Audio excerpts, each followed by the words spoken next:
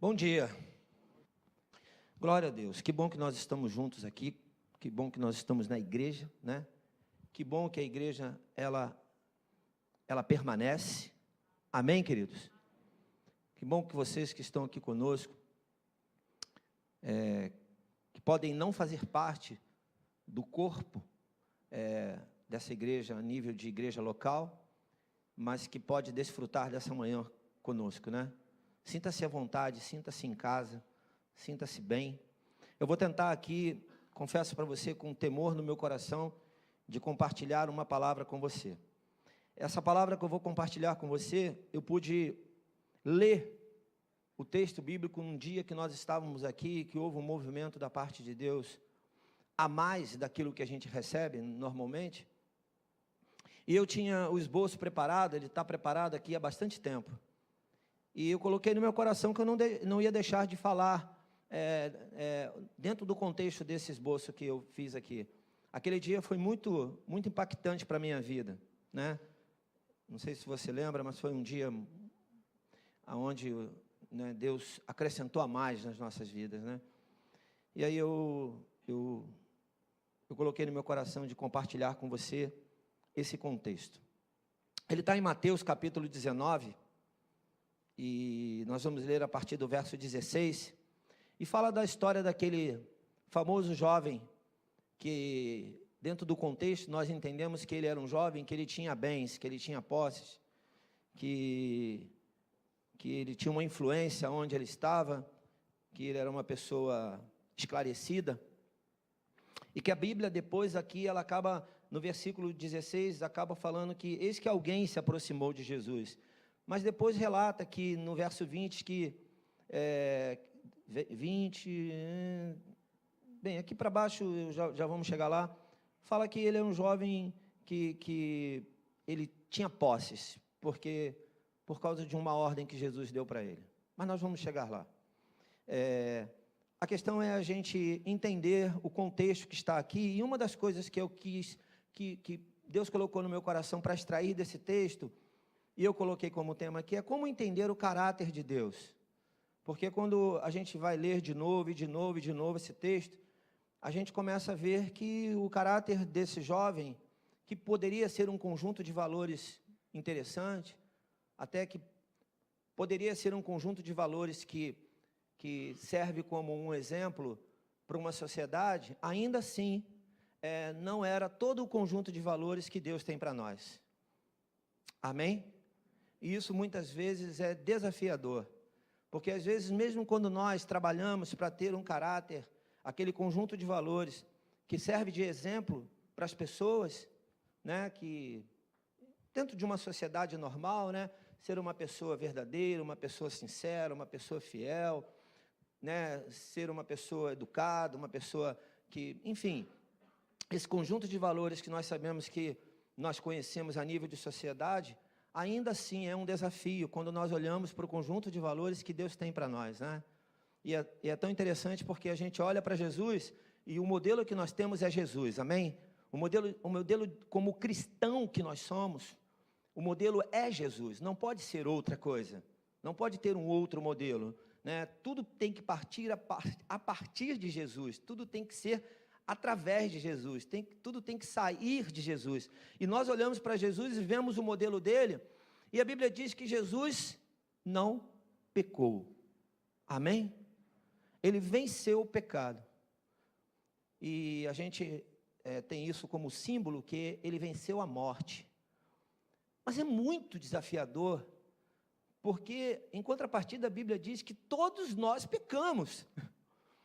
E como a gente alinhar o nosso caráter, né, quem nós somos, dentro da humanidade que nós temos, com esses valores do caráter de Deus? É um desafio, não é? Todo dia, né, nós somos deparados com situações que nós estamos falando sobre autoridade e graça, e se tratando da graça, a graça que foi liberada para nós da parte de Deus. Então todo dia nós somos desafiados e somos provados com essa graça, porque essa não é uma graça que todos têm. Essa é uma graça que é liberada, mas tem aquele que reconhece que Jesus é seu Senhor. Amém? Então é diferente de você ser uma pessoa simpática. É diferente de você ser uma pessoa amorosa, vai além disso. Mas às vezes quando você é uma pessoa simpática, uma pessoa amorosa, uma pessoa boa, uma pessoa que respeita os outros, uma pessoa que se dá bem com todo mundo, ainda assim, nós somos desafiados, e muito desafiados, a deixar isso de mão. Só que é nessa hora que essa graça bendita, que vem do Senhor, faz a diferença nas nossas vidas. Amém? É essa graça que Paulo fala em Gálatas, capítulo 5, que é o grande desafio entre essa graça e quem nós somos dentro da nossa humanidade, dentro dos nossos valores. E aí nós definimos esses valores que temos como caráter. Mas Deus tem um caráter próprio e que é um grande desafio para nós honrar esse caráter. Não é fácil. Não é verdade? Eu quero abrir um parênteses aqui e dizer para você, perguntar para você, eu me lembrei disso agora, só para descontrair um pouco, antes de eu ler o texto. Você, por acaso, já sofreu alguma perseguição religiosa? Como é que você define uma perseguição religiosa? Cuidado, porque perseguição religiosa vem de todas as maneiras. Eu, essa semana, sofri uma perseguição religiosa. E eu estava dentro de um supermercado aqui, que muitos conhecem, chamado Apolo. É quase nosso sócio, o Apolo. Quase sócio de alguns aqui. E eu estava lá, tranquilamente, e fui numa geladeira pegar um refrigerante. E fechei a porta da geladeira, e nisso tinha um rapaz indo pegar alguma coisa na outra geladeira. E ele pegou uma lata de cerveja. Só que no pegar a lata de cerveja caiu no chão. E quando ela bateu no chão, uma altura mais ou menos assim, daqui para cá, na geladeira, ela estourou. Eu estava aqui, a lata de cerveja ali, estourando. E o rapaz do outro lado, e eu do lado de cá. E essa lata de cerveja, ao invés dela rolar para lá, ela rolou para o meu lado. Então você imagina uma lata de cerveja estourando, me perseguindo. Foi isso aí. Ela veio rolando para cima de mim e espichando cerveja. Não terminou aí não. Isso aí.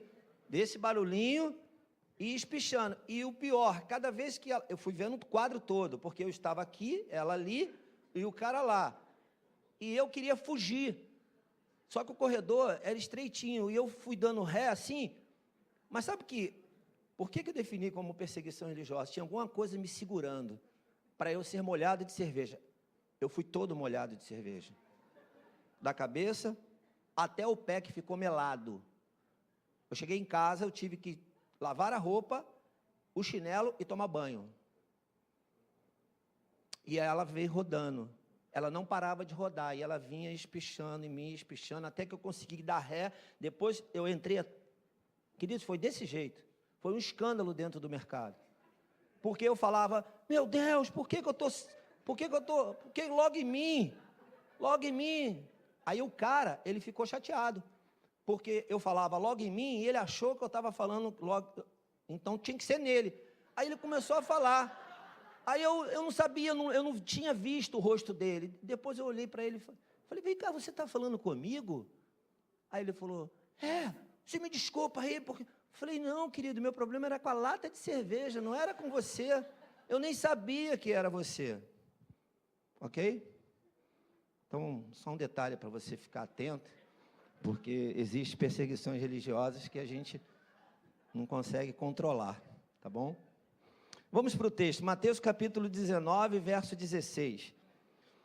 Verso 16, eis que alguém se aproximou de Jesus e lhe perguntou...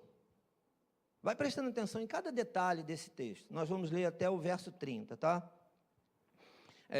Eis que alguém se aproximou de Jesus e lhe perguntou, mestre, que farei de bom para ter a vida eterna. Ok? Que farei de bom para ter a vida eterna? E ele se comunica com Jesus dizendo: mestre. Verso 17. Respondeu-lhe Jesus: por que você me pergunta sobre o que é bom? Há somente um que é bom. Se você quer entrar na vida, quer dizer, na vida eterna, obedeça aos mandamentos. Posso ouvir um amém, igreja? Vou repetir o verso 17. Jesus respondeu para ele após a pergunta: por que você me pergunta sobre o que é bom?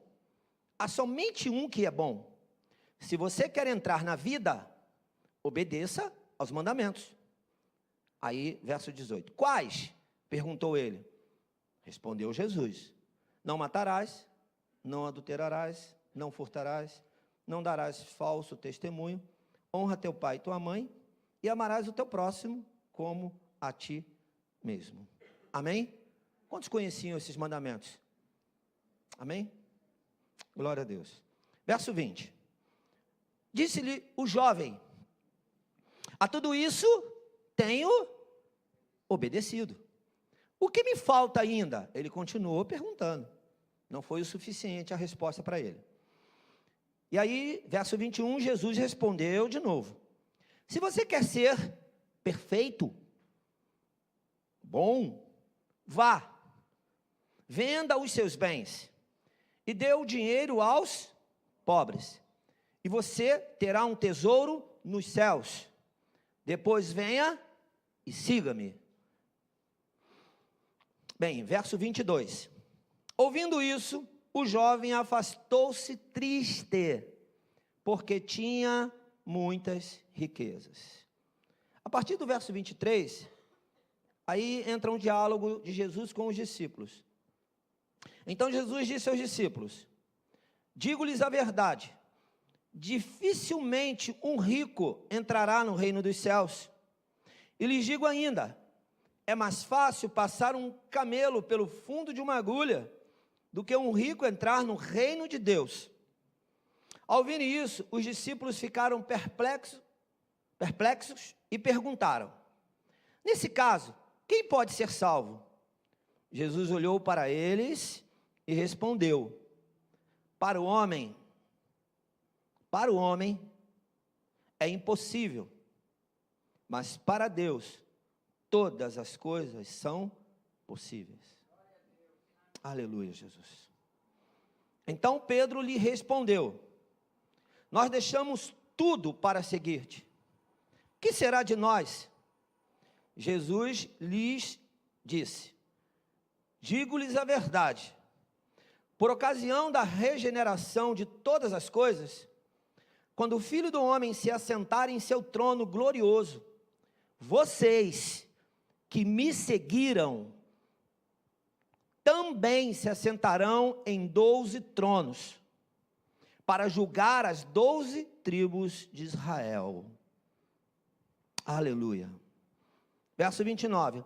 E todos os que tiverem deixado casas, irmãos, irmãs, pai, mãe, filhos ou campos, por minha causa, receberão 100 vezes mais e herdarão a vida eterna.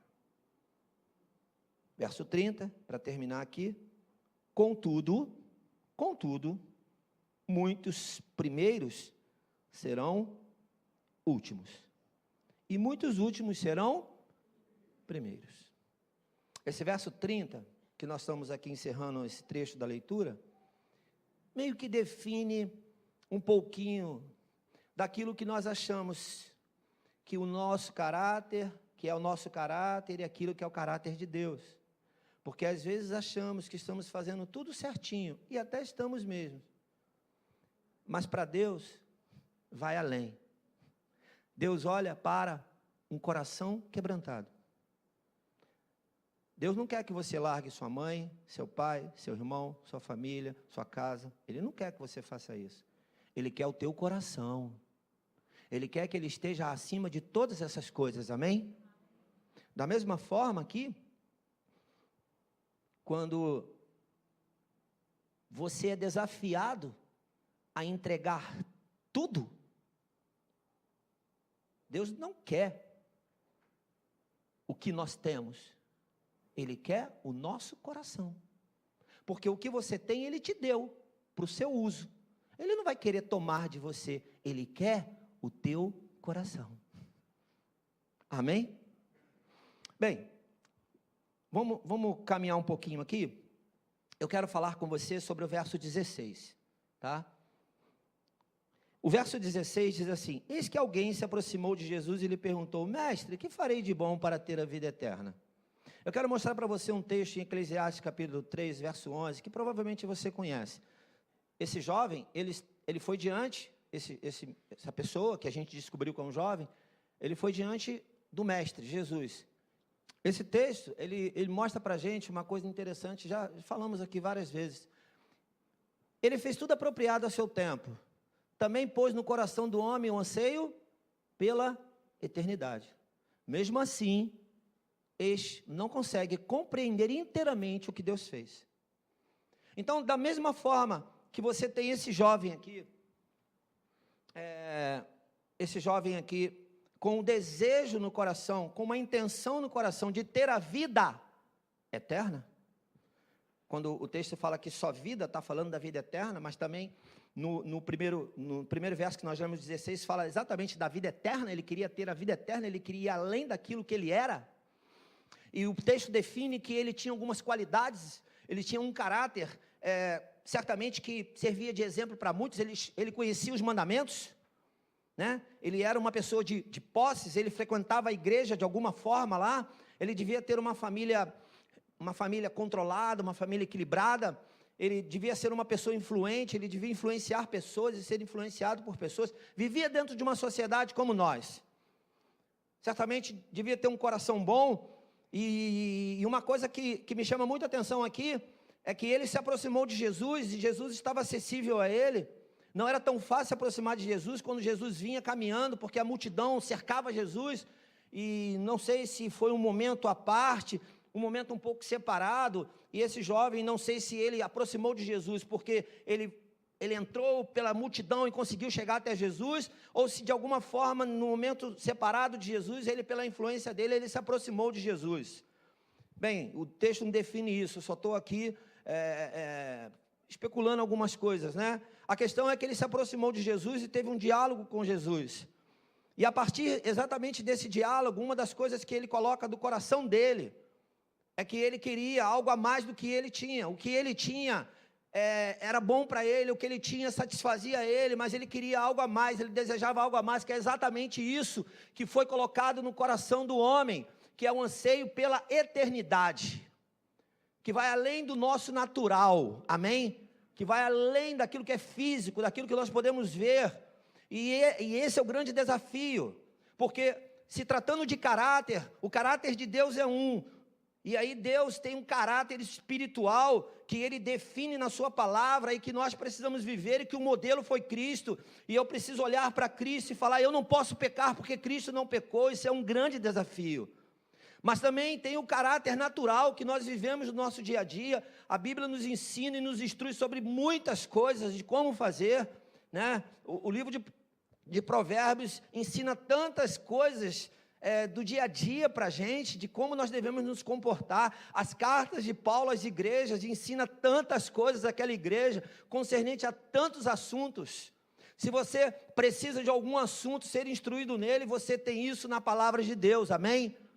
Se você vai lendo a palavra, e você vai lendo com o olhar de que aqui tem uma revelação, e uma revelação que traz instruções de uma vida para uma vida, que é a vida de Deus para a nossa vida. Então, muitas vezes há um choque desse caráter, porque nós queremos viver o que está aqui, mas é um grande desafio, porque o mundo às vezes nos pressiona a viver de uma outra forma, e expressar um outro caráter. A gente sabe que hoje um dos grandes desafios é tentar desconstruir o que agora, ao longo do tempo, está sendo construído que é a verdade virou mentira e a mentira virou verdade. E nós, como igreja, muitas vezes somos desafiados a chegar nos ambientes, nos lugares, e ter que provar que aquilo que era verdade, que virou mentira, é verdade. Você está entendendo o que eu estou falando? Então, como fazer isso? Mostrando um caráter diferente. Mas aí eu quero mostrar qual caráter? O meu não, eu quero mostrar o de Cristo. Mas eu sou pecador. Eu sou bom como o jovem, como esse moço que se apresentou diante do mestre de Jesus e colocou o desejo do seu coração. Todos nós temos desejos no nosso coração.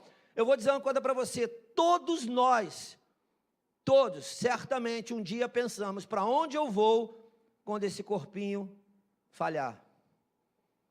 Para onde eu vou?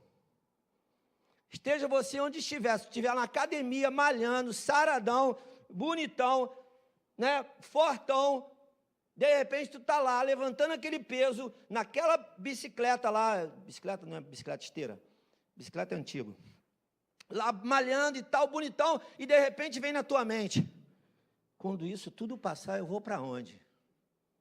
Não sei se já aconteceu com você, eu não me lembro se já aconteceu comigo. A grande verdade é que em algum momento na vida, nas nossas vidas, sejamos bons, sejamos maus, há sempre essa pergunta no nosso coração, para onde eu vou? Qual é o lugar que eu vou? Qual o lugar que eu vou morar depois dessa realidade que eu vivo? Esse texto mostra para a gente um confronto entre o caráter de Deus e o caráter do homem. Eu quero colocar para você o primeiro sinal do caráter aqui de Deus, pressionando esse jovem, mostrando para ele uma outra realidade. E está no verso 17 e no verso 18. Porque no primeiro verso, ele queria a vida eterna. E ele ainda não conhecia a vida eterna. Ele não sabia o caminho da vida eterna. Ele descobriu que Jesus é o caminho para a vida eterna. Amém? Isso é interessante a gente pensar. Muitas vezes nós sabemos que Jesus é o caminho para a vida eterna. Mas eu não quero expressar todo o caráter de Deus, porque exige de mim algumas coisas que nós vamos relatar aqui. Então a primeira coisa é, verso 17 e 18, respondeu Jesus, por que você me pergunta sobre o que é bom? Há somente um que é bom. Provavelmente esse moço, ele lembrou na hora, quem é bom? Deus, bom é o Deus de Israel, é o Senhor da lei, porque ele vivia na lei. E aí, Jesus, há somente o que é bom. Se você quer entrar na vida, a vida eterna, obedeça ao quê? Aos mandamentos. E aí, ele pergunta, quais? Será que esse jovem sabia quais eram os mandamentos? Será que ele sabia? Sim ou não? O que você acha? Eu acho que ele sabia. Mas ele perguntou quais? Porque Jesus poderia revelar para ele outros. Mas Jesus revelou para ele exatamente o que ele sabia. Jesus não ia confundir a mente dele, Jesus revelou para ele exatamente o que ele sabia, e ele sabia o que era isso, não matarás, não adulterarás, não furtarás, não darás falsos testemunhos, honra teu pai e tua mãe, e amarás o teu próximo como a ti mesmo. Aqui define o primeiro caráter. Os mandamentos de Jesus é que define de fato a vida que nós precisamos ter, os nossos não, os nossos, eles não definem a vida eterna. O meu e o teu mandamento, a minha e a tua regra não define a vida eterna. O que define a vida eterna são os mandamentos do Pai. O que define de fato a vida que eu preciso caminhar e andar é exatamente esses valores aqui. Não mate, não adultere, não furte, não dá. Você vê isso acontecer na nossa sociedade? Sim ou não? Aí você pode pensar assim, mas pastor, eu não mato, eu não adultero, eu não furto, será que não? O que seria adulterar? Trair sua esposa, seu marido? Ou adulterar seria desviar o que é correto? Mudar o que é certo. Vocês estão entendendo? Mudar o que é correto, mudar aquilo que eu acho que é certo, e eu adequo aquilo à minha vida, e Deus vem e fala, não adultere. Aí eu falo, não, é só para o meu bem-querer, é só para o meu interesse. Então, é muito mais do que o que a gente acha ou pensa, vai além. E isso é uma loucura, um desafio para mim e para você. Porque eu pergunto o seguinte: você mata? Você mata? E o que seria matar? Eu posso estar matando um filho, dizendo para ele que ele não vale nada, dizendo para ele que ele não consegue nada, dizendo para ele um monte de asneira, de palavras malditas, e aquela criança cresce uma criança morta. Olha só, o que seria aqui, por exemplo, vamos lá, dar um falso testemunho. Eu posso estar falando uma coisa para você, e quando você não está diante de mim, eu estou sendo uma outra coisa. Está entendendo? Aí Jesus, ele ouve isso do jovem, e tranquilo. Jesus não deu para ele outra ferramenta, de maneira nenhuma, deu a que ele conhecia. Você conhece os mandamentos, sim ou não? Tem um outro mandamento aqui, que ele é muito interessante, que nós conhecemos: amarás o teu próximo como a ti mesmo. Sinceridade, vamos ser sinceros. Quantos de nós, se eles não morressem, iríamos querer matar aqueles 2 jovens que fizeram aquelas atrocidades essa semana? Quantos de nós, eu e você, estou me colocando, quantos de nós passaria na nossa mente que nós iríamos querer trucidar aqueles 2 jovens, né? Podemos chamar assim, adolescente, um jovem, pelo que eles fizeram, porque eles fizeram uma atrocidade, só que eles se mataram, eles fizeram com eles também, então deu uma aliviada. Mas quantos de nós passa na nossa mente? Aí eu te pergunto, qual é o caráter de Deus com relação a esses 2 jovens, se eles ficassem vivos? Será que teria perdão para eles? Será mesmo? Será que nós perdoaríamos eles? Como que é isso? É uma loucura, porque viver na contramão de um mundo que prega uma falsa santidade, um falso testemunho, um roubo dissimulado, um furto dissimulado, e que com isso vai roubando devagarinho o nosso caráter, os nossos valores, e daqui a pouco nem o nosso a gente tem mais. Nem o nosso a gente tem mais. Daqui a pouco eu já não prezo tanto a minha família, eu já não prezo tanto ser fiel ao outro, já não prezo tanto amar o meu próximo, eu já não prezo tanto muitas coisas, e vou me perdendo, e vou negociando com o caráter do mundo, porque eu arrisco dizer para você, caráter do mundo, do homem que não tem Cristo, caráter do homem que tem Cristo, e o caráter de Deus, ainda conseguem ser 3 coisas diferentes, porque nós que temos Cristo no nosso coração, somos desafiados diariamente a tentar viver esse caráter de Deus. Conhecemos o texto, e o jovem dá uma resposta no verso 20, e aí eu te falo uma coisa, quando nós perguntamos, nós temos que estar preparados para ouvir. Jesus respondeu para ele. No verso 20, disse-lhe o jovem: a tudo isso tenho obedecido. O que me falta ainda? Esse é o grande problema. É que eu já tenho tudo, mas eu quero mais. Agora, que mais é esse? Nós podemos viver uma vida de paz, se a gente reconhecer todos os dias que Jesus morreu por mim e por você, e de que Ele é o dono da vida, e de que Ele nos deu uma vida, e vida, nós reconhecemos isso, nós sabemos disso, Ele nos deu uma vida, e vida, então nós que reconhecemos que tem algo a mais, quando você reconhece Jesus como teu Senhor. Mas olha que coisa, eu não estou satisfeito, eu quero mais. Jesus estava dando a resposta para ele, e dizendo para ele já tinha reconhecido que aquele era o mestre, provavelmente ele já tinha reconhecido que além dele ser mestre, ele era o Messias, porque ele pergunta a pessoa certa, no lugar certo, na hora certa, ele só não estava preparado para a resposta. É isso que muitas vezes nós não estamos preparados, o nosso caráter não nos preparou para uma resposta, a resposta que é a verdade. Interessante que 2 momentos aqui, Jesus nesse texto, ele fala assim, olha, no verso 23 ele diz assim, digo-lhes a verdade. Então Jesus falava o tempo todo a verdade, amém? Depois aqui num outro texto ele fala de novo, sobre, eu estou dizendo para vocês a verdade. Ele, aqui no verso 28, Jesus lhes disse, digo-lhes a verdade. Jesus é a verdade, amém? E muitas vezes nós não queremos essa verdade, porque nos dói essa verdade, porque essa verdade vai num confronto com o nosso caráter, com o conjunto de valores que temos. E olha, eu vou te dizer uma coisa, cada dia pode ficar pior, porque cada dia as ideologias têm definido mais coisas que são diferentes do padrão de Deus.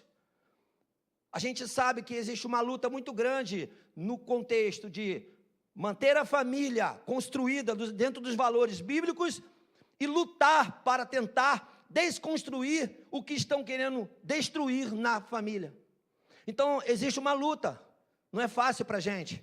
Existe uma luta em nós e através de nós, que nós precisamos todo o tempo mostrar para a sociedade que a família tradicional, a família bíblica, não acabou.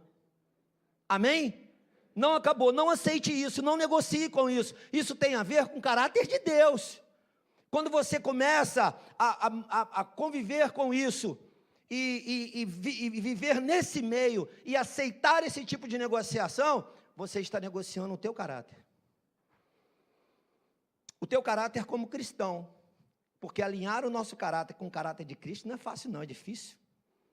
Mas os valores que a gente tem como cristão, a gente luta para ter, né? A gente luta para manter. Então, eu quero preservar a minha família dentro de um caráter que eu aprendi na palavra. Agora, quantas vezes eu pequei e ofendi a minha família? Quantas vezes na tentativa de criar meus filhos e tentar criar bem, eu ofendi os meus filhos? E eu tive que pedir perdão aos meus filhos. E tive que pedir perdão à minha esposa porque eu ofendi no momento de estresse, no momento de raiva, no momento, sabe, aqueles momentos malucos que a gente tem? Quantas vezes nós somos tentados, né, em quebrar o nosso caráter? O segundo sinal de caráter que eu visualizei nesse texto está no verso 21. Jesus respondeu ao jovem de novo, quando ele faz a segunda pergunta. Ele faz uma segunda pergunta. E ele respondeu de novo no verso 21. Se você quer ser, fale comigo, perfeito. Fale comigo, bom. No mundo que jaz no maligno, no mundo que o pecado prevalece, como é ser bom e perfeito? Como é ser bom e perfeito? E ele diz, né, Jesus respondeu para ele, se você quer ser perfeito, e eu quero ficar aqui como o segundo sinal do caráter, ser perfeito para Deus é uma coisa, ser perfeito no padrão nosso natural é outra coisa. Qual é para você o critério de perfeição? Por exemplo, tu paga tuas contas em dia, tu é perfeito. Elas chegam, tu vai lá e paga em dia, tu é perfeito. Você respeita as pessoas, tu é perfeito. Você cuida bem do seu cônjuge, você é perfeito. Você, enfim, vai aí mirabolando na sua cabeça aí perguntas quanto a ser uma pessoa perfeita. Isso é legal, né? Você olhar para alguém e falar assim, olha, você é perfeito. Isso é uma loucura. Porque falar isso para alguém tem que estar muito certo do que está falando. Porque a Bíblia diz que nós somos pecadores, que nós não somos perfeitos. E aí Jesus desafia esse jovem aqui, como desafia a gente todos os dias.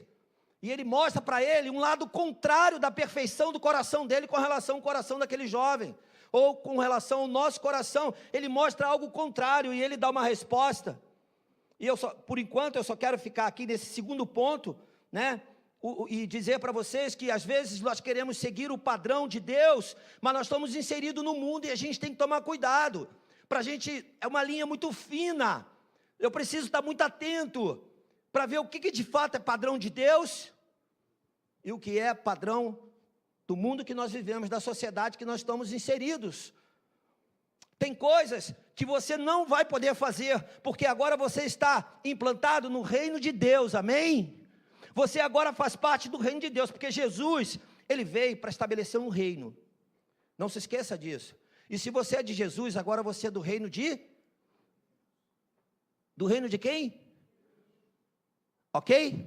Então você já não é mais do reino do mundo. Mas quais são os padrões do mundo? Como que o mundo se define? Qual é o caráter, o conjunto de valores do mundo? Eles estão aí, permeando, passando, batendo a nossa porta, vindo contra nós todo o tempo. Ok? Agora eu sou de Cristo e eu sirvo a um reino, mas eu estou no mundo. E como que eu vou agir? Eu vou sair esfaqueando todo mundo? Eu vou sair apontando o dedo em todo mundo e falando: víbora, raça de víbora, tu está condenado, tu está morto, porque você não serve no reino que eu sirvo. Até isso é o grande desafio para nós. Porque às vezes dá vontade de falar isso para o outro. Às vezes dá vontade de falar isso para aquele cara que está lá enfurnado nas drogas, sofrendo, enfurnado genuinamente adulterando contra o seu cônjuge. Aquele que está lá violentando a sua esposa, aquele que está lá violentando o seu filho, aquele que está lá violentando a sociedade, violentando a política, violentando a família. Às vezes dá vontade de apontar o dedo e amaldiçoar, mas nós não podemos, amém? Porque nós vivemos dentro do padrão e do caráter de Cristo. Mas é um desafio, porque aí, o terceiro ponto que eu quero destacar aqui para você, e eu vou tentar terminar aqui rapidinho. O terceiro sinal do caráter de Deus, no verso 21, que a continuação e é a resposta. Ele diz assim para o jovem: vá, venda os seus bens e dê o dinheiro aos pobres, e você terá o quê? Um tesouro. Ele mostrou o caminho para esse jovem. Depois venha e siga-me. Então olha só, esse jovem, de fato, agora nós detectamos de que ele era um cara que tinha posses e bens. Então ele era uma pessoa que tinha posses e bens e que influenciava pessoas, porque quem tem dinheiro influencia pessoas, porque quem tem dinheiro é melhor do que o outro na sociedade. Não é isso que os valores da sociedade dizem? Não é isso o caráter do mundo que nós vivemos? Quem tem dinheiro é melhor que o outro, quem tem o melhor carro é melhor do que o outro, quem tem a melhor casa é melhor do que o outro. Tudo detalhe isso. Mas é exatamente aonde Jesus confrontou esse jovem. E nesse terceiro sinal, eu quero destacar para você uma coisa: se nós não abrirmos mão desses valores que nós temos e que nos atrai e que brilham os nossos olhos e que às vezes nos torna até bonzinhos, porque quando eu tenho dinheiro e eu dou para alguém, eu sou bonzinho, não é verdade? Ontem eu achei muito interessante aqui o pastor Ricardo, né? Ele pegou a chave do carro e deu para a Liza. E eu também, pastor. Eu falei, eu jamais devolveria aquela chave. A Liza levantou e devolveu a chave para ele. Ele deu a chave do carro, mas era uma brincadeira. Eu levaria a sério. Obrigado, pastor, pela chave. Nunca mais ele ia ver aquele carro. Porque é um desafio, né? A gente tirar o que é nosso e dar para o outro. Mas isso é bíblico. Jesus, de repente, nem ia querer o dinheiro daquele jovem. Os pobres, de repente, poderiam querer. Mas Jesus não. Jesus queria o coração dele. E saber se o coração dele apontava para a eternidade. Mas o coração dele não estava apontando para a eternidade. Esse é o nosso grande desafio, tá bom? É porque nós nos envolvemos tanto com as coisas desse mundo, que nós nem pensamos mais na eternidade. Mas catuca o seu irmão e fala para ele: existe a eternidade. Não se esqueça disso. Como nós não temos mais tempo, e eu tenho o quarto ponto, eu preciso falar com você. E o quarto sinal do caráter que eu vi nesse texto está quando Jesus começa num diálogo com os seus discípulos, a partir do verso 23 e o verso 30. Você pode extrair muito mais coisas do que eu vou falar aqui, mas eu quero destacar duas coisas, porque ele diz assim: então Jesus disse aos discípulos: digo-lhes a verdade, dificilmente um rico entrará no reino dos céus, e lhes digo ainda, é mais fácil passar um camelo pelo fundo de agulha do que um rico entrar no reino dos céus. Aí os discípulos ficam, ouviram aquilo e ficaram: e agora, como vai ser com a gente? Aí eles ficaram perplexos e perguntaram: neste caso, quem pode ser salvo?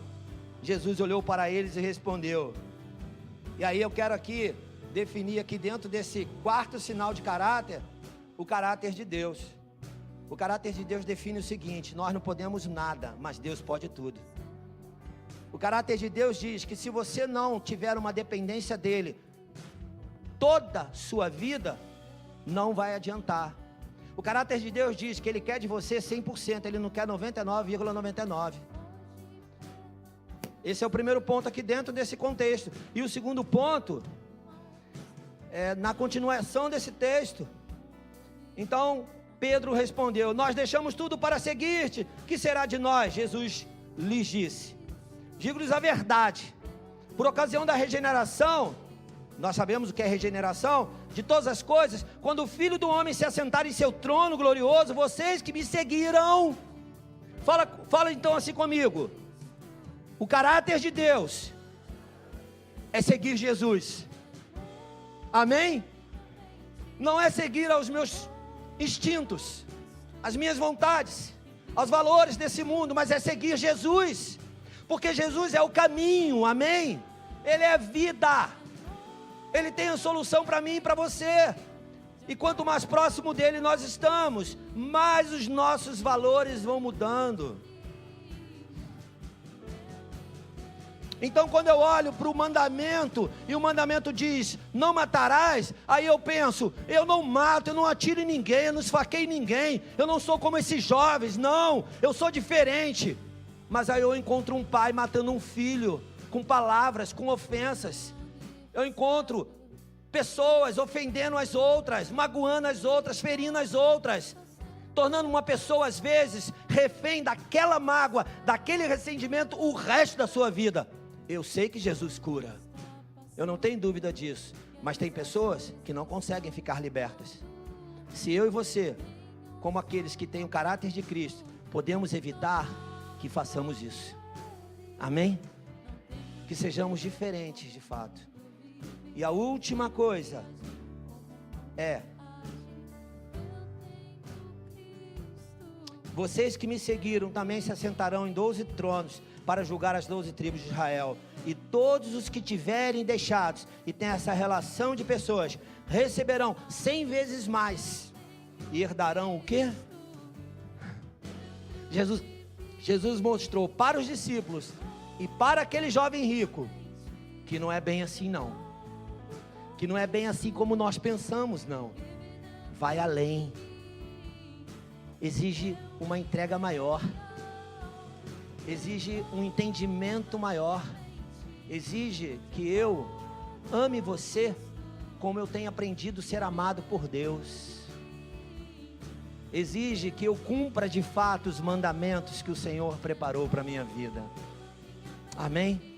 É um desafio, mas em Cristo, junto com Ele, seguindo Ele, que foi o que o menino não fez, o rapaz não fez, o rapaz preferiu ficar triste e ir embora, mas seguindo a Cristo, a minha vida vai sendo transformada de fé em fé,